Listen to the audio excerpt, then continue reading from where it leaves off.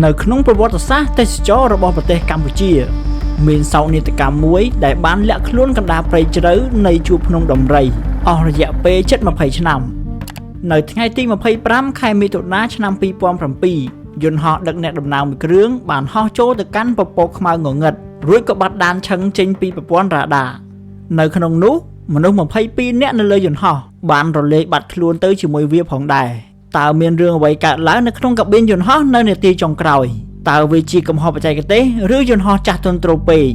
ឬក៏ជាការសម្រេចចិត្តដ៏ខុសឆ្គងមួយរបស់ពីឡុតថ្ងៃនេះយើងនឹងមកវែកញែករឿងរ៉ាវពិតដ៏រំភើបនេះទាំងអស់គ្នារឿងរ៉ាវបានចាប់ផ្ដើមនៅព្រឹកថ្ងៃច័ន្ទទី25ខែមិថុនាឆ្នាំ2007នៅឯប្រលានយន្តហោះអន្តរជាតិខេត្តសៀមរាបយន្តហោះធុនធ្ងន់ប្រភេទ Antonov AN-24B របស់ក្រុមហ៊ុន PMT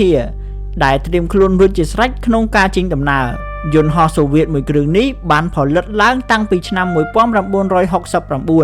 ពោលគឺវាមានអាយុជិត40ឆ្នាំទៅហើយ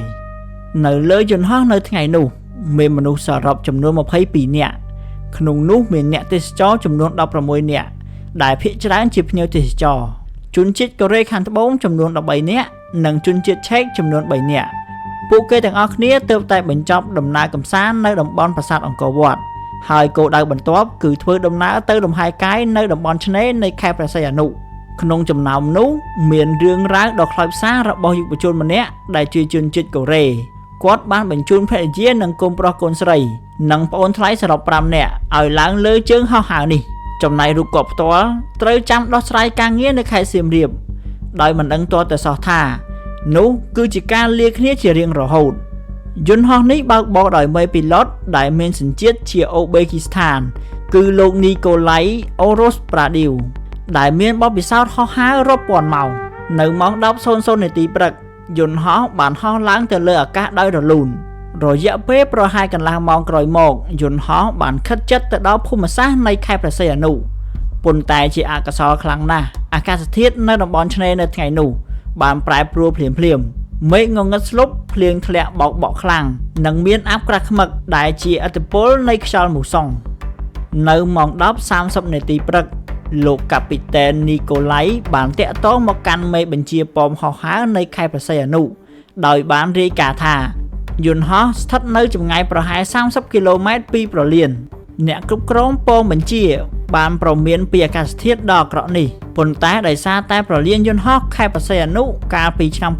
2007ពុំមានប្រព័ន្ធរ៉ាដាទំនើបសម្រាប់ជួយនាំផ្លូវយន្តហោះចុះចតឡើយមេពីឡុតត្រូវបានបង្ខំចិត្តបើកដោយភ្នែកទទេដើម្បីមើលផ្លូវរត់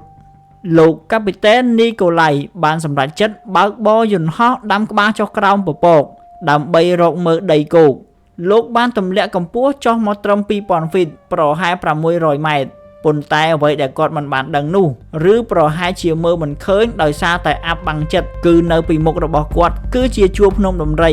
ដែលមានកម្ពស់ភ្នំខ្ពស់រហូតដល់ទៅ 2700 ហ្វីតភ្លាមនោះសំឡេងវិទ្យុតាក់ទងរវាងយន្តហោះនិងប៉មបញ្ជាបានដាច់ទំនាក់ទំនងគ្នាឆឹងការបាត់ខ្លួននេះបានធ្វើឲ្យមានការភ្ញាក់ផ្អើលពេញប្រទេសរាជរដ្ឋាភិបាលកម្ពុជាបានបញ្ជាឲ្យបង្កើតបញ្ជាការដ្ឋានជួរមុខភ្លាម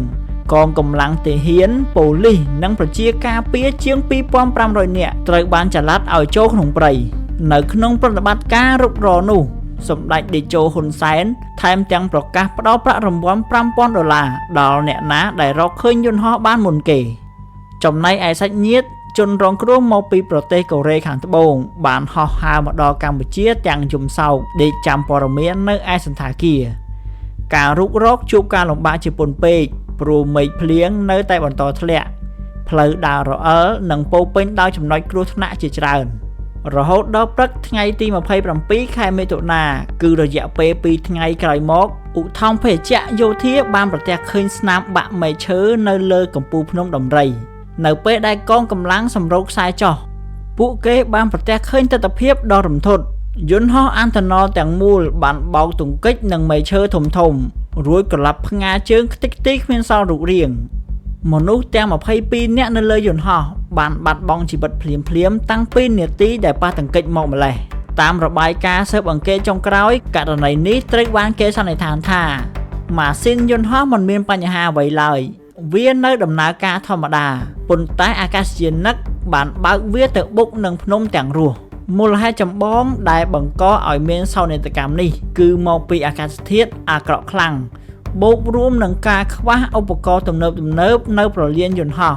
និងការសម្រេចចិត្តទម្លាក់កម្ពស់ហោះហើរទាបពេករបស់មេពីឡុតក្រោយសោកនាដកម្មនេះបានកើតឡើងក្រុមហ៊ុន MPT បានផ្អាកការហោះហើរនិងបានបិទទ្វារជាស្ថាពរឯប្រលានយន្តហោះខេត្តព្រះសីហនុត្រូវបានកែលម្អប្រព័ន្ធសុវត្ថិភាពនិងបំពាក់រ៉ាដាទំនើបរហូតដល់សព្វថ្ងៃ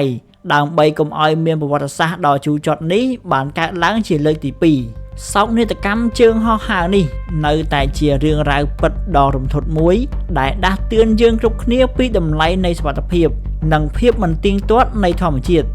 ចុះប្រិយមិត្តវិញយល់យ៉ាងណាដែរចំពោះរឿងមួយនេះតើអ្នកគិតថាវាជាកំហុសរបស់មេពីឡុត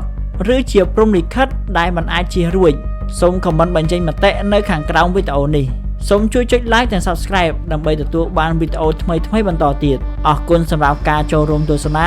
ជួបគ្នានៅវីដេអូក្រោយ